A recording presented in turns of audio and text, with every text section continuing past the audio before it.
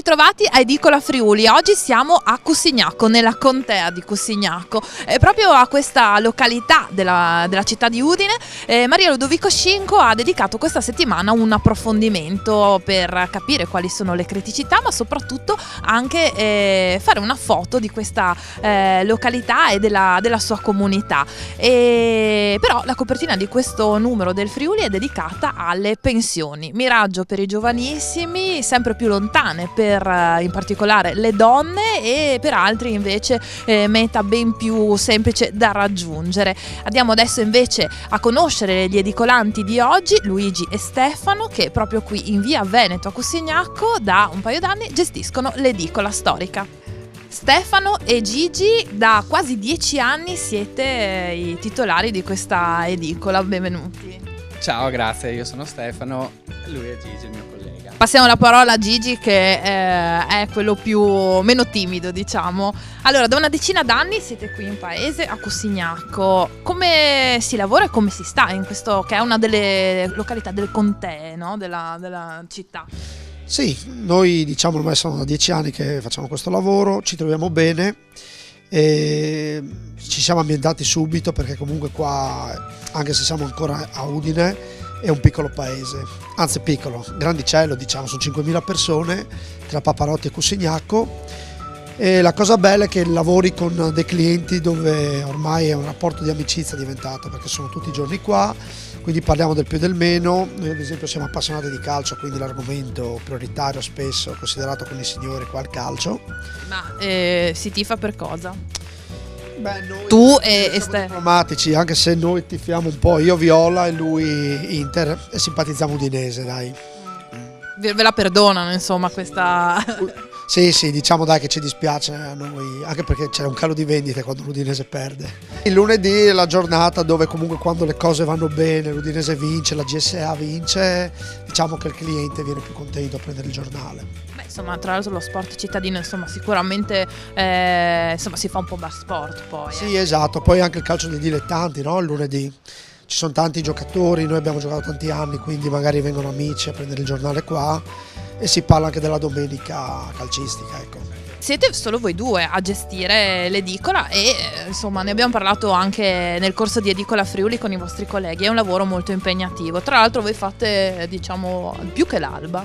Sì, ci svegliamo molto presto, intorno alle 4 e mezza del mattino, perché abbiamo diverse consegne a domicilio, portiamo il giornale ai clienti, ai bar, alle aziende, a chi ha voglia. Ecco, questo è un servizio, ad esempio, che per la prima volta insomma ci viene sottolineato che c'è, ed è vero, perché anche questo è un modo come un altro per servire clienti che magari non si possono muovere, insomma sicuramente è un surplus. Visto che ci muoviamo in varie zone di Udine, anzi se qualcuno ha bisogno noi siamo qua e siamo disponibili, ecco. Diciamo che appunto ci svegliamo 2 ore prima, dopo lui viene ad aprire e io continuo il giro la mattina e cerchiamo di accontentare, diamo un servizio ai bar, diamo un servizio alle persone anziane, perché comunque magari loro sono abituati a svegliarsi la mattina presto ed avere già il giornale a casa col caffè, anzi quando arriva mezz'ora dopo già chiamano. Beh, insomma è un rito, no? È un rito. E poi 7 su 7, perché anche la domenica. Su 7, anche ogni domenica.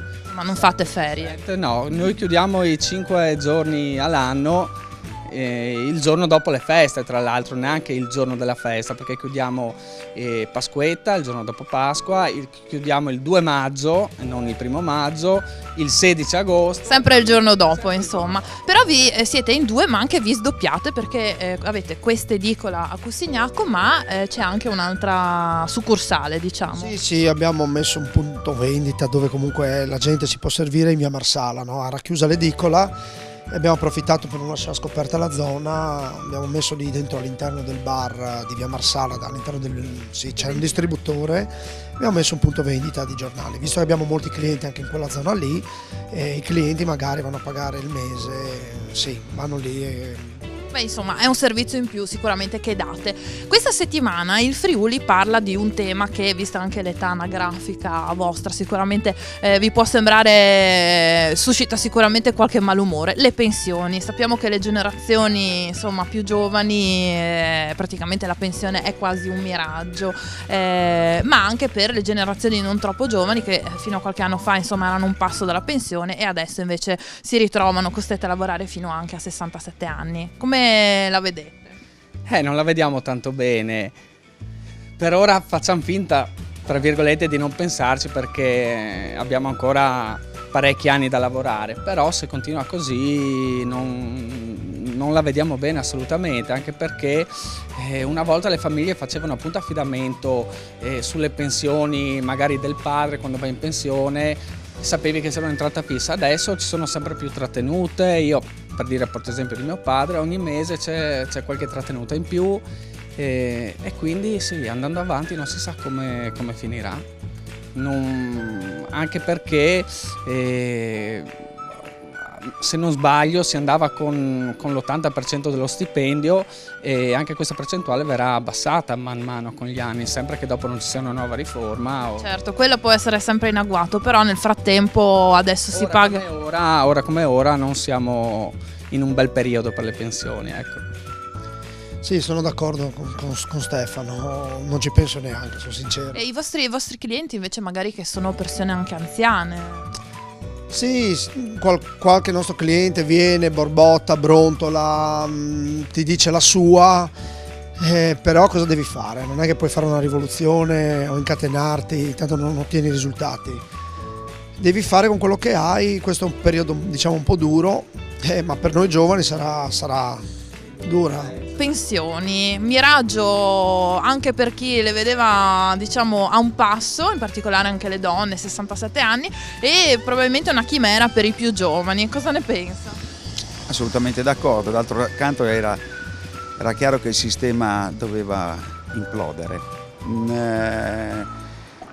È stato tutto mal gestito e continua ad essere tutto mal gestito, ma al di là di questo, visto il tempo a disposizione, in un'intervista di questo tipo, io credo che non vi sia nessuna volontà di risolvere definitivamente il problema, anche perché è difficile risolvere un problema nel momento in cui le cose si evolvono decisamente, quindi la diminuzione della popolazione lavoratrice, l'aumento delle persone anziane.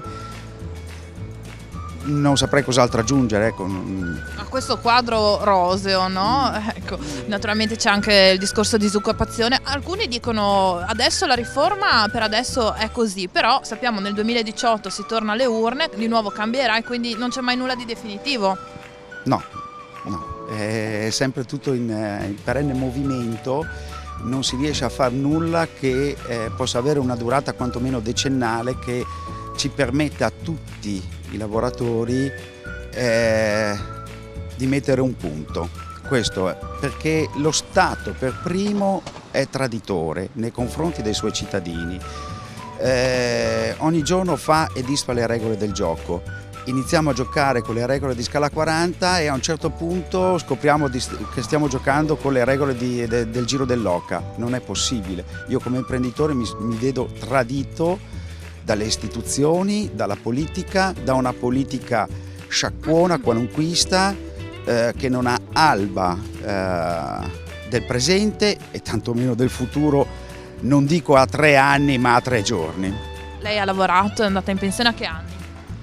A quanti anni? Fino a 60, sono andata io non con la massima, sono andata con l'età, appena dentro con 60, perché l'anno dopo già avevano 20. Perché di anno in anno cambiano, no? Infatti tanti dicono magari adesso è 67, la prossima legislazione. No. Sono tanti, dice lei. Sono 15 anni adesso.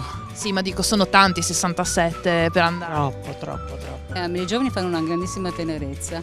Io li guardo veramente con tanta nostalgia e anche con tanta ammirazione, perché comunque avere sempre delle prospettive di futuro e crederci, soprattutto crederci, è un gran coraggio.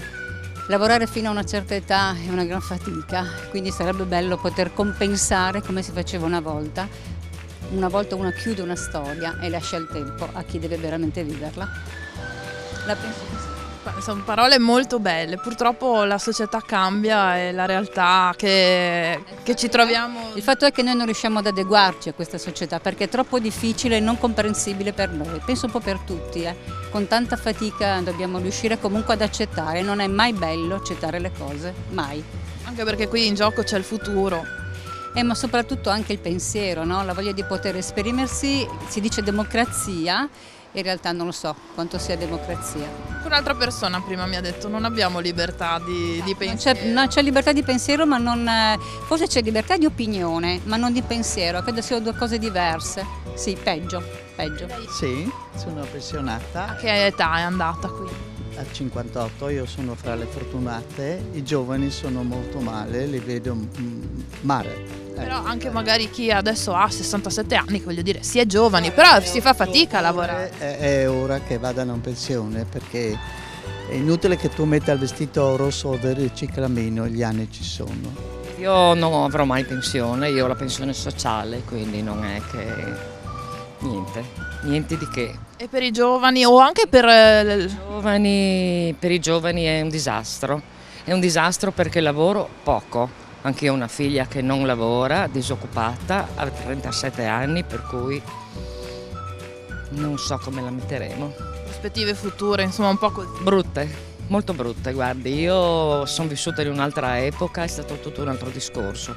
Ora come ora purtroppo non c'è. Però anche diciamo quando anche la sua gioventù sicuramente ha trovato altre difficoltà, è chiaro che... Sì, ma erano tempi migliori comunque, c'era più lavoro, più prospettiva, era diverso il discorso, adesso proprio no. Se non cambia qualcosa, io mi auguro proprio per i giovani.